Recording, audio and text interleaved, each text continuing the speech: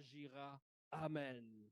Recommande ton sort à l'Éternel, mets en lui ta confiance et il agira. Alors, le thème de ma petite exhortation de ces matins, c'est un peu une question. Une question qui fait suite à la petite exhortation que nous avons lancée il y a de cela 2-3 semaines, quand on a parlé de mettre sa confiance à l'Éternel, mettre sa confiance en l'Éternel. Et en parlant de la confiance à l'Éternel, l'autre fois, nous avions montré qu'en fait, la manière dont Dieu conduit nos vies dépend ou dépendra de comment nous choisissons de mettre notre confiance à l'Éternel ou pas. Si nous faisons confiance à Dieu, alors nous lui donnerons toute la place ou tout l'espace pour conduire nos vies. Et la semaine dernière, Pierre est revenu, il a parlé de certaines images que nous nous faisons de Dieu, certaines images que nous développons dans nos cœurs concernant Dieu ou par rapport à Dieu, images qui pour la plupart ne sont pas bibliques. Et il s'est focalisé sur le même passage que nous avons lu la fois dernière dans Exode chapitre 3, qui parle de Dieu qui se révèle à Moïse, et Dieu se révèle comme étant Yahweh, l'Éternel, qui s'appelle Je suis. Et Dieu qui montre à Moïse, en fait, ce n'est pas à toi de définir qui je suis, c'est à moi de définir qui je suis. Et dans la parole de Dieu, il s'est révélé maintes fois pour nous montrer qui il est, pour que nous puissions le connaître. Le problème, chrétien, souvent, nous voulons créer Dieu à notre image, un Dieu qui nous ressemble, un Dieu qui nous sert. Et le résumé du message de Pierre, c'était pour nous dire, écoutez, Dieu n'est pas notre garçon de course. Dieu n'existe pas pour faire ce que nous voulons. On ne va pas vers Dieu quand on a besoin de quelque chose et après, on continue avec sa vie. On se dit, mais Dieu, maintenant j'ai besoin de la guérison, guéris-moi. Et quand il apporte la guérison, on dit, mais bon, on se reverra plus tard quand j'aurai besoin de toi. Sois là. Quand j'aurai besoin de toi, je vais revenir. Il a dit, mais non, non, non, ce n'est pas comme ça qu'on vit avec notre Dieu. Dieu n'est pas là que pour faire ce que nous voulons. Dieu ne fait pas toujours ce que nous voulons, mais ce qui est bon avec Dieu, au final, il fait toujours ce qu'il nous faut. Alors qu'on va demander à Dieu ce que nous voulons, il ne va pas le faire nécessairement, mais il fera ce qu'il nous faut. Parce que nous ne connaissons pas toujours ce qu'il nous faut. On pense connaître ce qui est bon pour nous. Mais avec la vie, on se rend compte que non, non. Il y a de ces prières auxquelles Dieu n'a pas répondu. Aujourd'hui, j'ai dit merci Seigneur d'avoir pas répondu. Parce que s'il aurait répondu, peut-être qu'Olga ne serait pas ma femme. Ça aurait été un malheur pour moi. Tu rencontres quelqu'un dans ton parcours, tu dis, Seigneur, donne-moi celui-là. Et Dieu, il dit non. Tu dis, mais Seigneur, ça fait mal. Il dit non, parce qu'en fait, ce n'est pas ce qu'il te faut. Tu le veux à ce moment-là, mais c'est lui qui sait ce qui est bon pour toi. Donc, Dieu ne vient pas toujours pour nous donner ce que nous voulons, mais Dieu nous donne toujours ce qu'il nous faut. Ce qu'il nous faut. Alors, ce matin, je vais continuer avec ces mêmes exhortations pour parler de la confiance en l'Éternel. Et le thème, pourquoi devrions-nous nous confier en l'Éternel? Pourquoi devrions-nous nous confier à l'Éternel?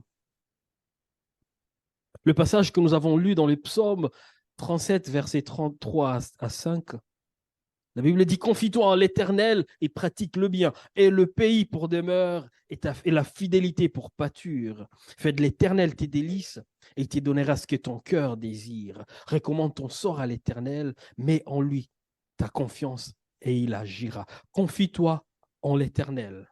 Confie-toi en l'Éternel. La fois dernière, nous avons montré qu'au fait, c'est confier en l'Éternel totalement, se lui donner tout ce que nous sommes, et lui laisser la place d'agir et de nous conduire comme il le voulait.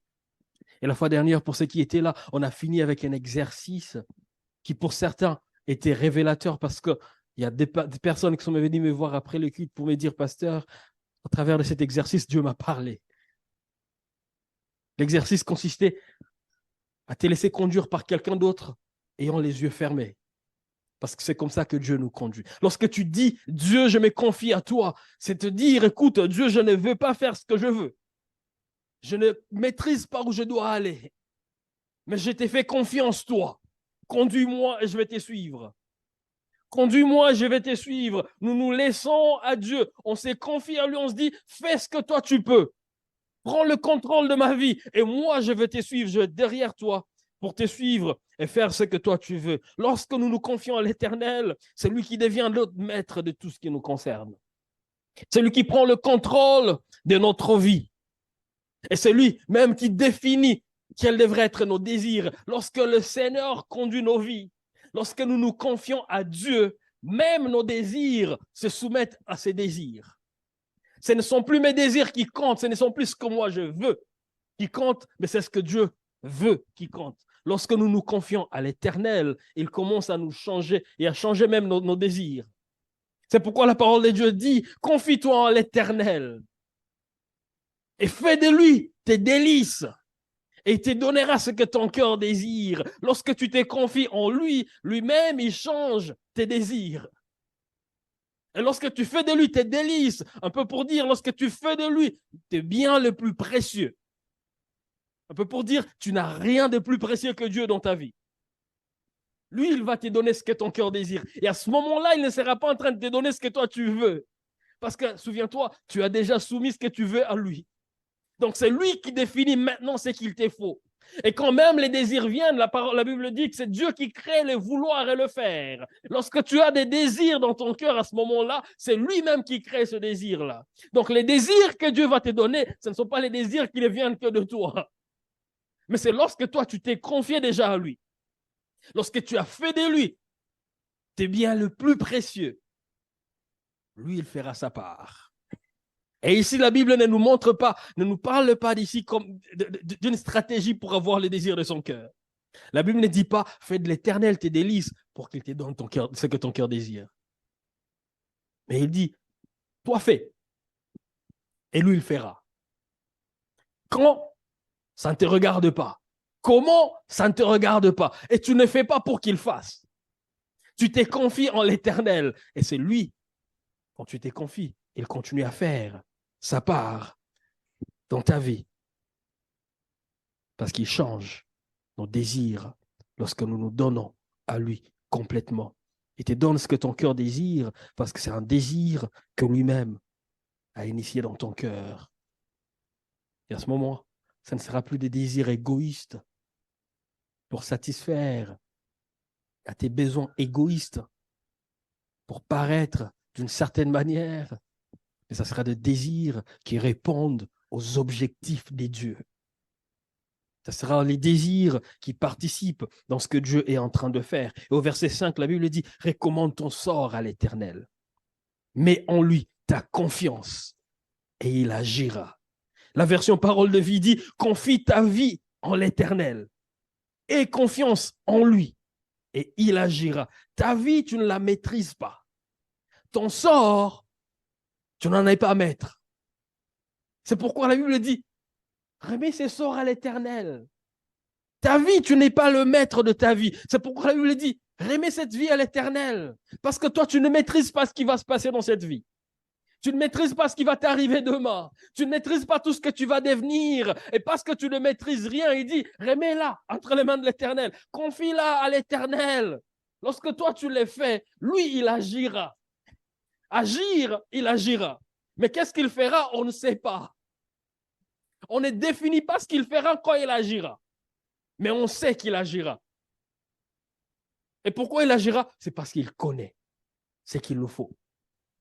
C'est parce qu'il a nos destinées entre ses mains. Remets ta vie entre les mains de l'Éternel. Fais en lui, fais-lui confiance et il agira. Alors pourquoi lui faire confiance? Pourquoi faire confiance à l'Éternel? Dans la Bible, nous avons beaucoup de passages qui nous exhortent à mettre notre confiance à l'Éternel. C'est très facile à dire, n'est-ce pas? Fais confiance à l'Éternel, ça ira. Frère, sœur, fais confiance à l'Éternel. C'est parce que tu ne vis pas ce que je vis. Tu peux le dire facilement parce que tu ne traverses pas ce que je traverse. Tu peux le dire facilement parce que ce que moi je vis, tu ne le vis pas. Frère, courage. Courage. Souvent, seulement ceux qui ne comprennent pas, ceux qui ne vivent pas la même chose, qui savent beaucoup dire ce qu'il faut faire. J'aime bien suivre le match de football, mais je sais dire quand Messi n'a pas bien joué. Comme si on me mettait là-bas, je ferais mieux que lui. Non, t'aurais dû donner. Mais écoute, passe la balle de l'autre côté. Toi, je suis loin, je ne sais pas le faire. Je peux facilement le dire. Faire confiance à l'Éternel, c'est aussi facile à dire, mais souvent, ce n'est pas facile à faire. Nous savons tous que nous avons du mal des fois à lui faire confiance. On a du mal à lui faire confiance, pas parce qu'il n'en est pas digne, mais parce que nous avons peut-être été déçus par notre parcours. On a fait confiance à quelqu'un qui était très important dans nos vies, et cette personne nous a déçus. Ce matin, ma prière est que dans ces messages, vous trouviez une base qui vous permettra de placer votre confiance en l'Éternel, peu importe ce qui vous traversez, peu importe ce que vous expérimentez dans la vie, que vous puissiez trouver dans la parole de Dieu une base qui encourage le fait de lui faire confiance, parce que c'est un Dieu qui est digne de confiance. Et je voudrais par ici, dans quelques points, juste passer en revue quelques raisons bibliques pour lesquelles nous devrions faire confiance à l'Éternel. Et la première raison, parce qu'il est le seul Dieu. Nous devons faire confiance à l'Éternel parce qu'il est le seul Dieu. Tous les restes sont des idoles. Les gens idolâtrent leur travail, leurs biens, leur position, leur importance dans la société, leur prestige ou quoi que ce soit d'autre. Juste parce que peut-être ils ne se prosternent pas devant ces choses, ils ne reconnaissent pas que ce sont des idoles pour eux. Tout ce qui représente la référence ultime pour votre vie, tout ce qui représente au fait et qui définit les choix et les décisions que vous prenez dans vos vies, cela peut paraître comme une idole parce que ça prend le rôle de Dieu dans votre vie. Une fois, un de mes professeurs disait, les dangers de ne plus croire en Dieu, ce n'est pas que les gens vont commencer à croire à rien, mais le danger de ne plus croire en Dieu, c'est que les gens vont commencer à croire en n'importe quoi. Aujourd'hui, on dit, moi, je ne crois plus en Dieu. C'est bien de ne plus croire en Dieu. Mais quand on cesse de croire en Dieu, ce n'est pas qu'on cesse de croire en quoi que ce soit. Mais le danger, c'est qu'on commence à croire en n'importe quoi. Notre pays, la France, c'est le pays qui a le plus d'athées en Europe. 21% de la population française sont des athées convaincus. 37% de la population française, c'est dit non religieuse. Nous, on n'est pas religieux. On n'est pas affilié à une religion quelconque. Et toutes ces personnes, quand on enlève Dieu dans notre parcours, c'est parce qu'on a trouvé quelqu'un d'autre ou quelque chose d'autre qui a pris sa place. Chacun a ses idoles. Pour certains, c'est le travail. Pour d'autres, c'est la réussite. Pour d'autres, ce sont des diplômes. Pour d'autres, ce sont des biens. Pour d'autres, ce sont le plaisir. Chacun a l'idole qui détermine sa vie et son parcours de la vie. Mais le seul vrai Dieu, c'est l'Éternel. Le seul vrai Dieu, c'est l'Éternel. Le seul vrai Dieu, c'est l'Éternel. En ce qui concerne l'Éternel, il est Dieu et il n'y en a point d'autre. Le Dieu qui s'est présent dans la Genèse, chapitre 1er, comme étant le Dieu qui est au commencement. Alors que tout commençait, lui, il était déjà.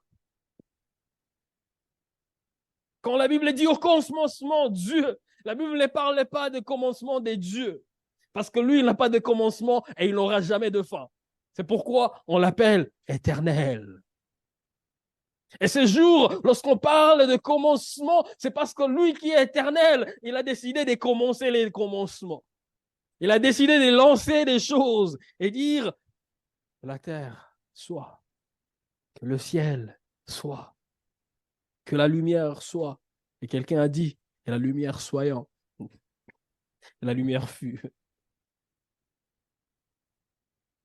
Dans Deutéronome chapitre 6, verset 4, c'est la prière la plus importante pour les Juifs.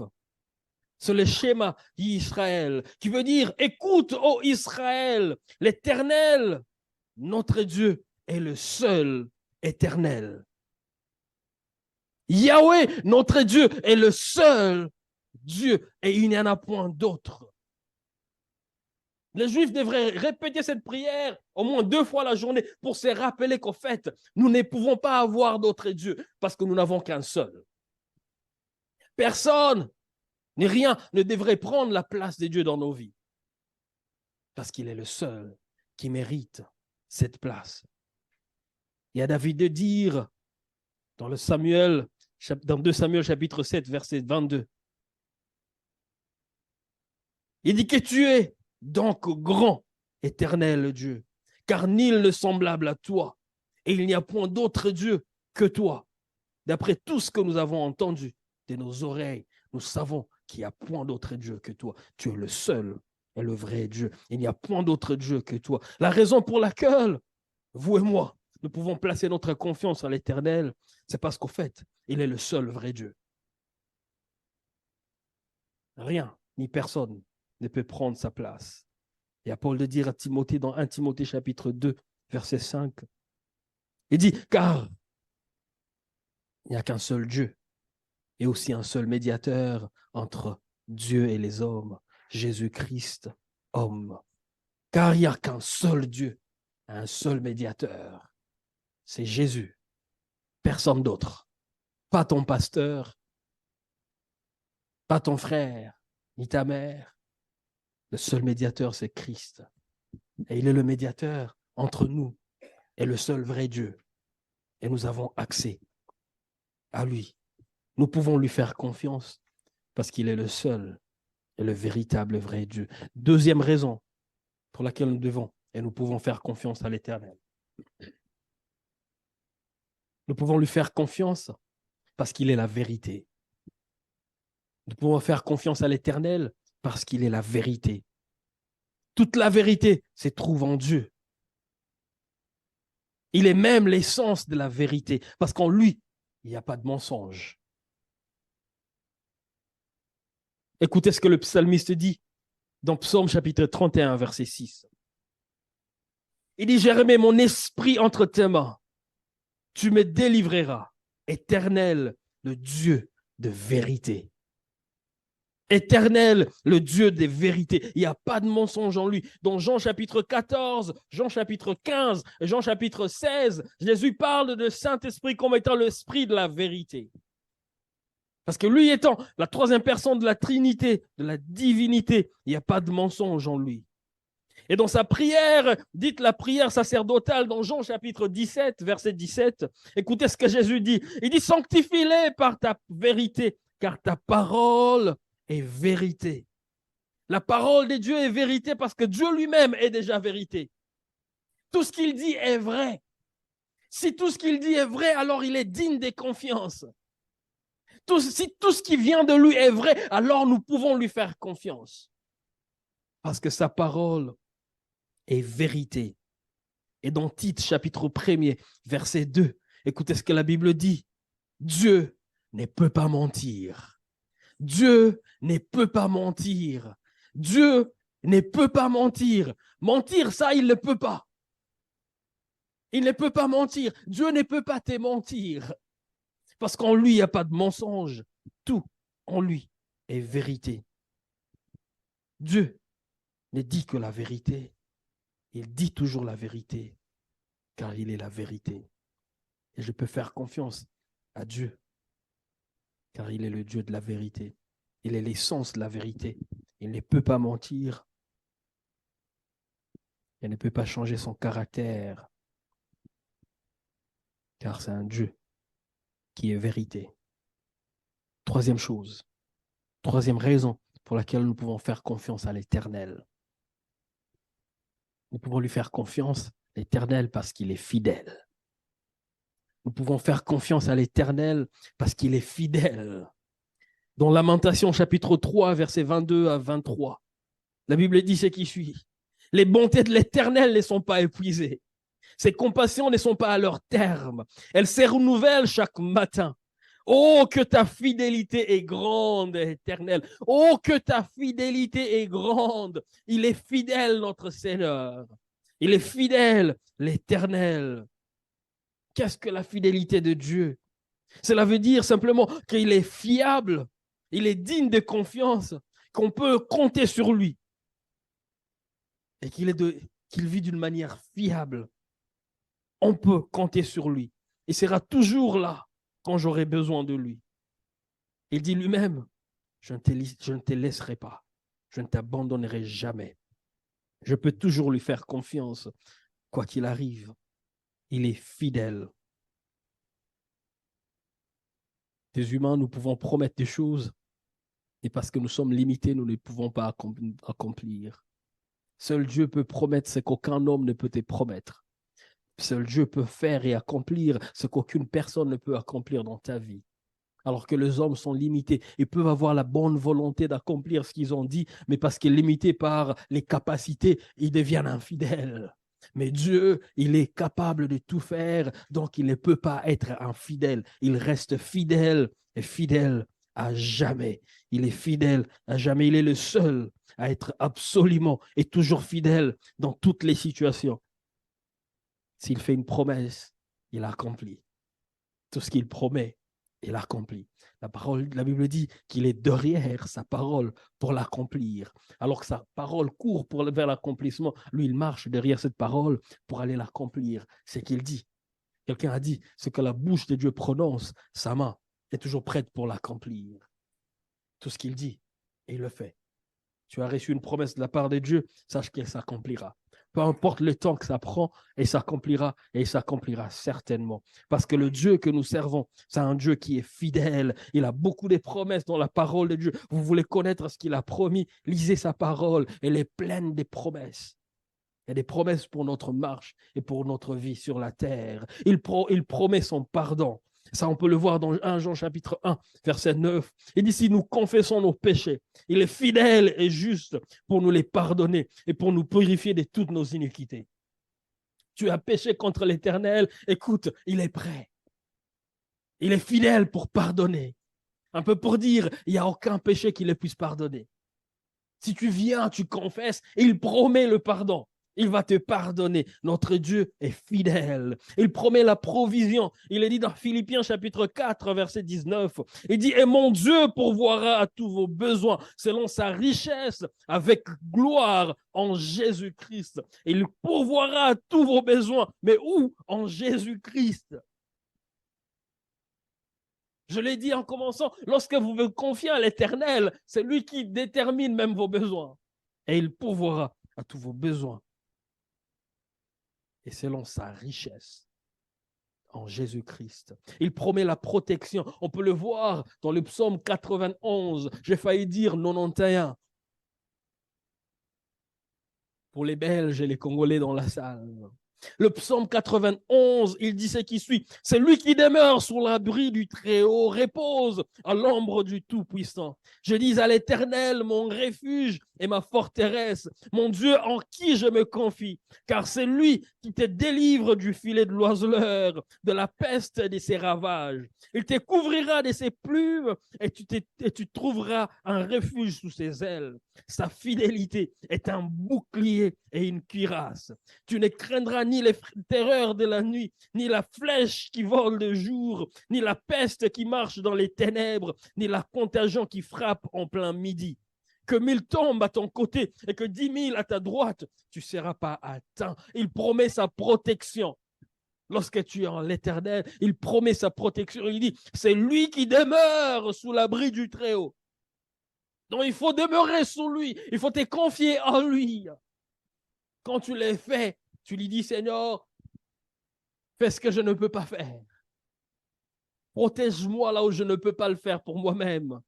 Il y a des combats visibles et invisibles que Dieu combat pour nous et des victoires qu'il nous accorde que nous ne connaissons pas juste parce que nous sommes cachés en lui. Notre victoire ne dépend pas de qui nous sommes ou de ce que nous avons, mais la victoire dépend de notre position en lui. Repose-toi en l'Éternel et il combattra pour toi. Repose-toi en l'Éternel et il combattra pour toi.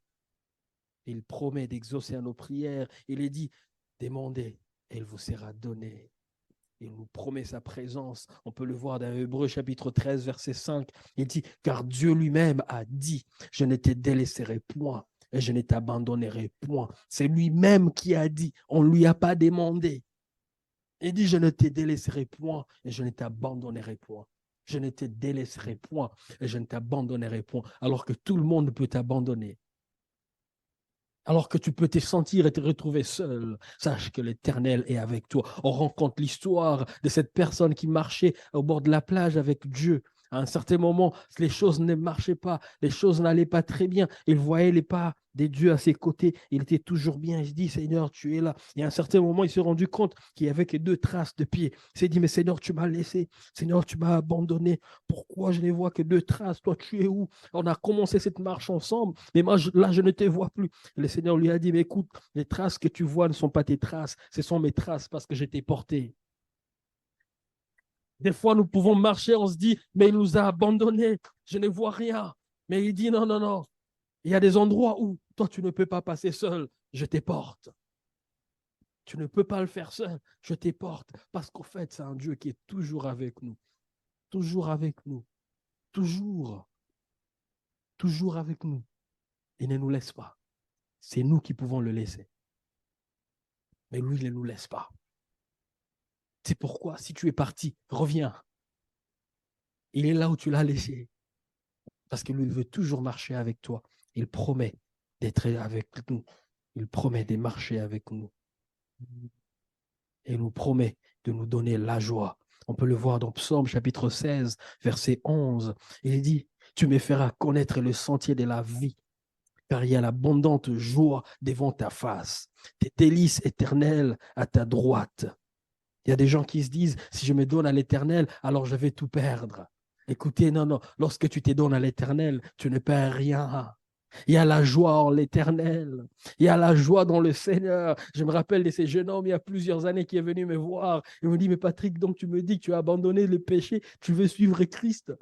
Donc les jeunes demoiselles là du quartier, tu ne regardes plus. Les sorties dans les boîtes de nuit, tu ne vas plus faire.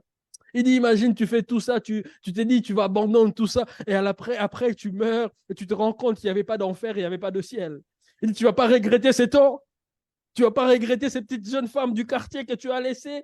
Tu as vécu comme tu as vécu, et après, tu te rends compte qu'il n'y a pas d'enfer, il n'y a pas de ciel. Est-ce que tu ne vas pas regretter? Je regardais le jeune homme, j'ai dit, écoute, je n'ai rien à perdre. Il n'y a pas une arme braquée sur ma tête pour dire, Patrick, fais pas, ou fais ceci. Je choisis avec joie de faire ce que je fais. Je choisis avec joie de ne pas faire ce que je ne fais pas.